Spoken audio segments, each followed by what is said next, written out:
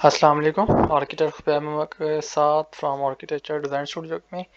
तो आज हम डिस्कस करेंगे एक सबमिशन फाइल जो सोसाइटी में और जो डेवलपमेंट अथॉरिटी होती है उसी के अकॉर्डिंगली जो हम अप्रूवल के लिए देते हैं तो उसमें क्या क्या चीज़ें जो है रिक्वायरमेंट होती हैं, तो उसको हम डिटेल के साथ जो है वो डिस्कस करेंगे। तो आए हम अपना टाइम वेस्ट किए बगैर जो है ना इसको डिस्कस करते हैं। सबसे पहले हमारे पास प्लान आ जाएगा ग्राउंड फ्लोर का, फर्स्ट फ्लोर का, सेकंड फ्लोर का। तो उस प्लान के अंदर आपने क्या क्या चीज़ें जो है ना वो शो करनी है। सबसे पहले हमारे पास सीवरेज प्लान उसके अंदर होना चाहिए कि आपकी जो सीवरेज है वो कैसे होगी। फिर उसके बाद हमारे पास बाई लॉस उसके जो सोसाइटीज़ के बाई लॉज हैं, तो राइट साइड पे हमारे पास कितनी पासी छोड़नी है, लेफ्ट साइड पे कितनी, कवर एरिया कितना है।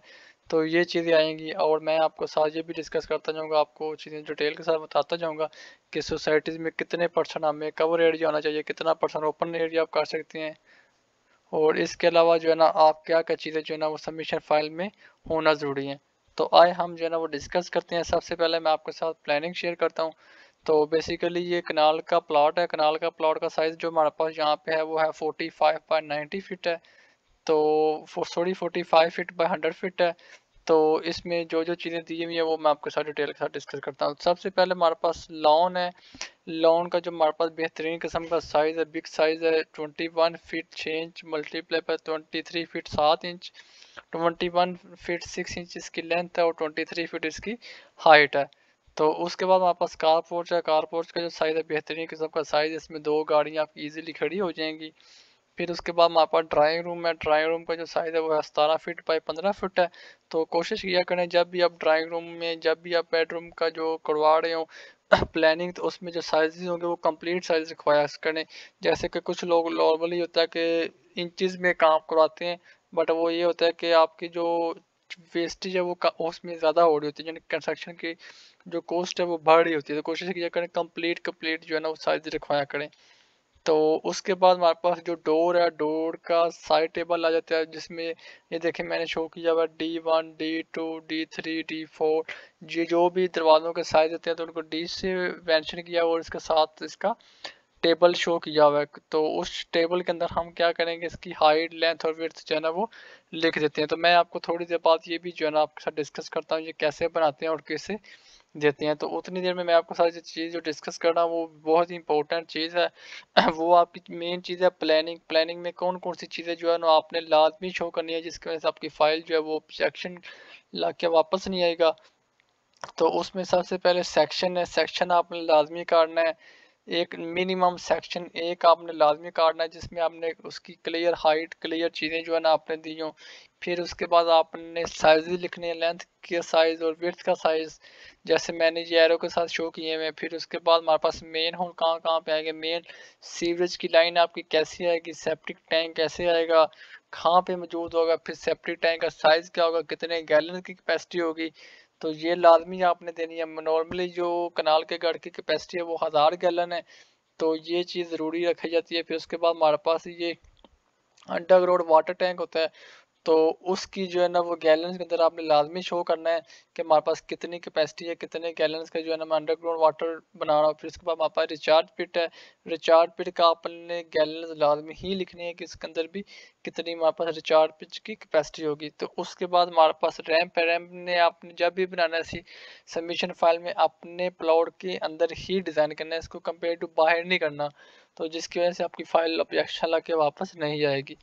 फिर उसके बाद हमारे पास आ जाएगा विंडो डोर शेड्यूल आ जाएगा। फिर उसके बाद हमारे पास साइजेज आ जाएंगे। साइजेज आपने पहला जो साइज लिखना है वो आपने एक्स एक्सिस के लिहाज से लिखना है। दूसरा जो साइज आप मेंशन करेंगे वो आपने वाई एक्सिस के लिहाज से शो करना है। फिर उसके बाद हमारे पास आ जाएगा फर्स्ट फ्लोर। फर्स्ट फ्लोर में भी आपने पहले आउटर लाइन पे डिमेंशन देनी है जिसमें वॉल की डिमेंशन आ जाएंगी, विंडो की डिमेंशन आ जाएंगी।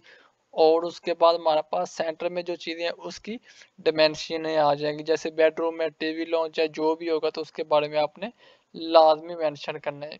फिर उसके बाद हमारे पास ओपन रूफ के ऊपर आ जाएगी। और इसमें आप जो कवर एरिया कर सकते हैं वो आप 35% जो है ना आपने ओपन एरिया छोड़ना है, 65% आपने कवर एरिया करना है। अगर इससे ज़्यादा आपका एरिया कवर होगा तो आपकी फाइल के चांसेस होते हैं कि वो आपकी फाइल ऑब्जेक्शन ला के वापस आ जाती है। तो उसके बाद हमारे पास एक एलिवेशन रिक्वायरमेंट होता है फ्रंट का। तो उसके अंदर आपने राइट साइड पे आपने चीज़ें मेंशन करनी है कि कौन कौन सी हमारे पास बिल्डिंग की हाइट कितनी होगी, और ये सिंपली लाइन वाला होगा, इसमें आपने कोई डिटेल के साथ काम नहीं करना। जैसे फॉर एग्जांपल स्पेनिश हाउस है तो स्पेनिश में कॉलम, ये चीज़ें आपकी वो डीपली जाने की ज़रूरत नहीं है। नॉर्मली आपने सिंपल लाइन में काम करना और सिंपल ही आपने एलिवेशन जो है ना वो शो करना है।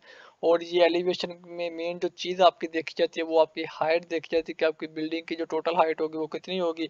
तो जो रिक्वायरमेंट है हाइट की वो है 38 फीट 6 इंच, यानी 38 फीट से आप 6 इंच से आप अबव नहीं लेके जा सकते बिल्डिंग हाइट को। तो इसीलिए कोशिश किया करें कि 38 फीट से भी कम ही रखा करें हाइट बिल्डिंग की। तो उसके बाद हमारे पास सेक्शन आ जाता है। सेक्शन के अंदर देखें तो हमने सेक्शन के अंदर क्या क्या चीज़ें शो की होती हैं। सेक्शन के अंदर हमारे पास जहाँ से हम सेक्शन बिल्डिंग का काट रहे होते हैं उसमें डिटेल आ जाती है, वो डिटेल मेंशन कर देते हैं। जैसे ये देखिए मेरे पास फ्लोर है, फ्लोर की मैंने डिटेल लिखी है। फिर उसके बाद हमारे पास हाइट आ जाएगी, वो शो करेंगे। फिर उसके बाद लेंटर कहाँ पे आएगा वो आपने लिखना है। फिर उसके बाद जहाँ जहाँ पे आपके सेक्शन के कट रहे होंगे तो उसी के अकॉर्डिंगली डिटेल देनी। और एक बात याद आप हमेशा रखें, तो हैच करना ये कभी भी ना बोले वॉल के अंदर वॉल का हैचिंग दे। जो कंक्रीट की स्लैब है तो उसके अंदर कंक्रीट की स्लैब का हैचिंग आप करें।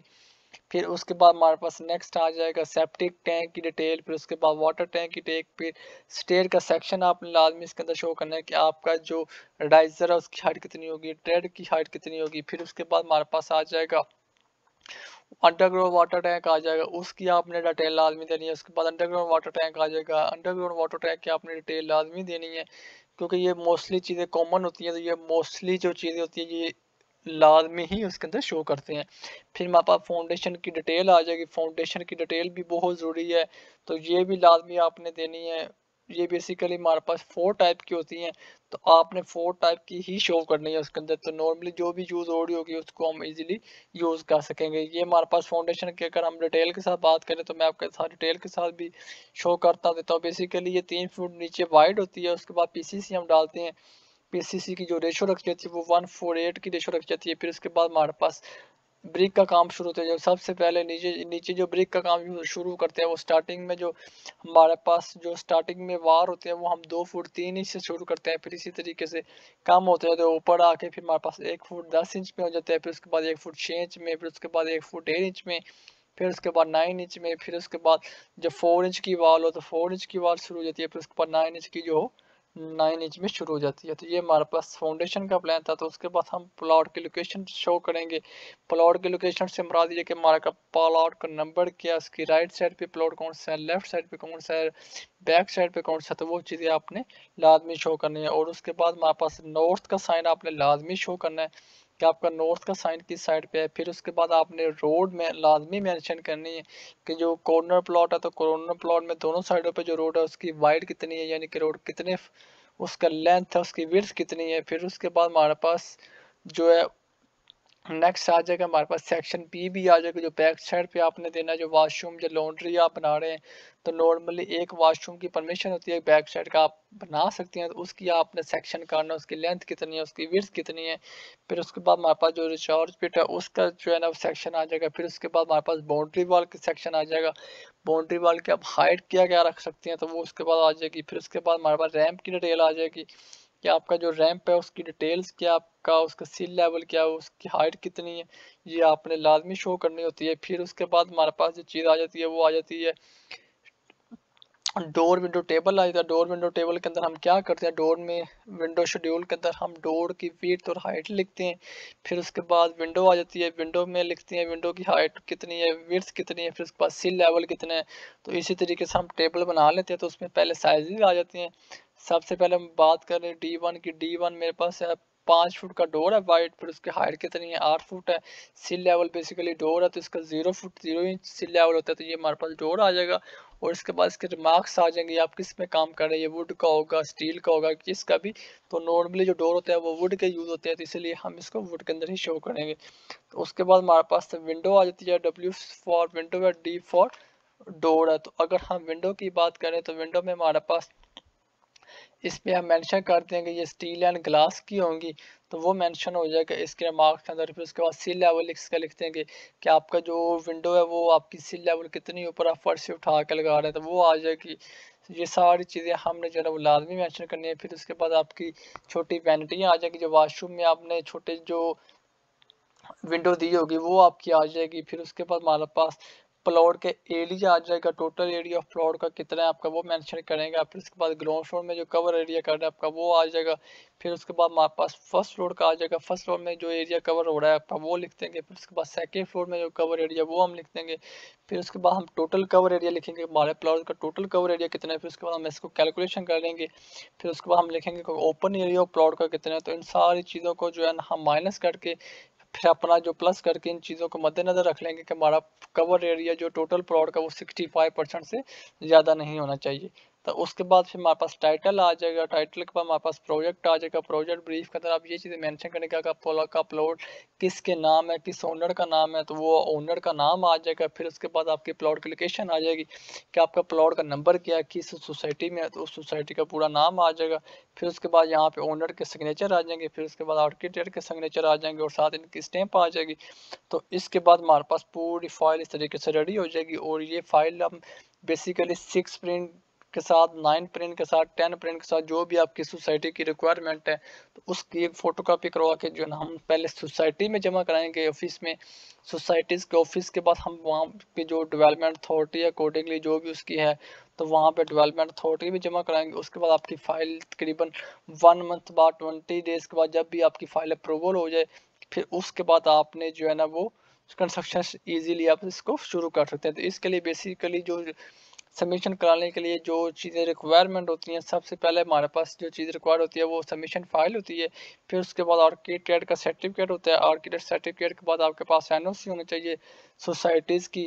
तो उसके बाद आपका पोजेसन लेटर, फिर उसके बाद आपकी ट्रांसफ़र लेटर, फिर उसके बाद ओनर की आईडी कार्ड की कॉपी, ये चीज़ें आपके पास होना लाजमी है। फिर उसके बाद ये चीज़ें फाइल के अंदर कंपाइल करके आपकी जो भी उसके सोसाइटीज़ की जो भी आपकी डेवलपमेंट अथॉरिटी आर या उस सोसाइटीज़ के पास वो आप उसमें जमा करा सकते हैं। फॉर एग्जाम्पल अगर हम ज़्यादा डिटेल के साथ बात करें, जैसे हम लाहौर की बात करें तो लाहौर में हमारे पास जो सोसाइटी हैं ये LDA के अंडर होती हैं, जैसे लाहौर डेवलपमेंट अथॉरिटी के अंदर होती हैं। इस तरीके से हम इस्लामाबाद की बात करें तो इस्लामाबाद में जो है वो CDA के पास होती हैं। अगर रावलपिंडी की बात करें तो रावलपिंडी में जो सोसाइटी हैं वो RDA से अप्रूवल होती हैं, रावलपिंडी डेवलपमेंट अथॉरिटी में। तो इसी तरीके से हम उनकी जो सोसाइटी है उसकी जो डेवलपमेंट अथॉरिटी है उसके पास, तो वहाँ पे हम उसको सबमिशन के लिए हम वहाँ पे फाइल सबमिट करवाएंगे। तो ये इसी तरीके से हमारे पास बेहतरीन किस्म का प्लान था। तो इसमें ये चीज़ें जो है ना वो लाजमी होती हैं। तो ये चीज़ें को आपने ख़ास ख्याल रखना जब भी आपकी सबमिशन फाइल जब भी आप रेडी कर रहे हो, तो ये चीज़ें आपकी ज़रूरी हैं फाइल पास कराने के लिए। तो मुझे आप इजाज़त दें, बहुत शुक्रिया आपका। तो अगर आपको मेरा ये लेक्चर अच्छा लगा हो तो आप मज़ीद मेरे चैनल को जो है ना वो सब्सक्राइब करें ताकि आपके पास आने वाली न्यू वीडियो ज़रूर आपको मिलती रहे, ताकि आपके इन्फॉर्मेशन में इजाफा होता रहे। बहुत शुक्रिया। अल्लाह हाफिज़। अस्सलाम वालेकुम।